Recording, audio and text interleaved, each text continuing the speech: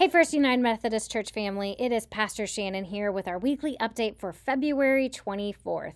Last week, we began the season of Lent, and this Lent on Sundays in worship, we are going to be reading through the Gospel of John. So if you're here this past Sunday, we talked about the first chapter of John, the prologue or overture, and then some of the names that the Gospel of John gives to Jesus in this first chapter.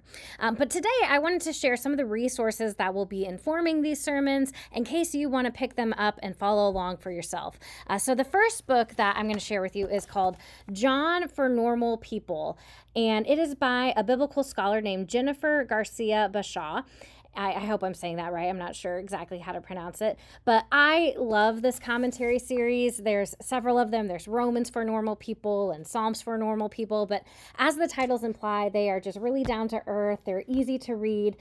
She is the one who kind of gave me the idea for that overture introduction or illustration, and she actually takes the book of John and describes it as if it were a play or a Broadway musical. So if you are interested in that, definitely pick this up. You can get it on Amazon. I think there's even a second edition that's been released since I bought my copy.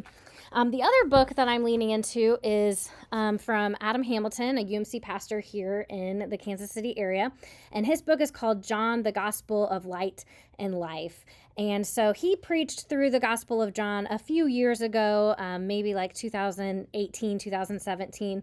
And this was the book that kind of came out of that sermon series. And he kind of tackles things more thematically. So he doesn't go through the book of John chapter by chapter. He kind of touches on some of the major themes in John's Gospel, like Jesus's I am statements or Jesus's healing miracles. And that's kind of how I'm approaching this series as well. So we're going to skip around in the Gospel of John in Sunday mornings, but they're all kind of contained within certain themes. Now, I want to share a third resource with you, and it's not one that I'm using necessarily, but if you want to dig deeper into the study of John on your own, I highly recommend this series. It's the NT Wright for Everyone Bible Study Guides.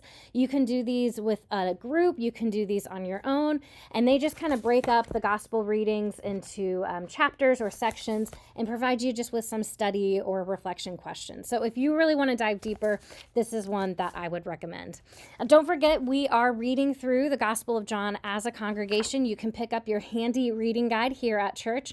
I'll also link to a digital copy if you weren't able to pick one up on Sunday morning, but we've got extras here at the church.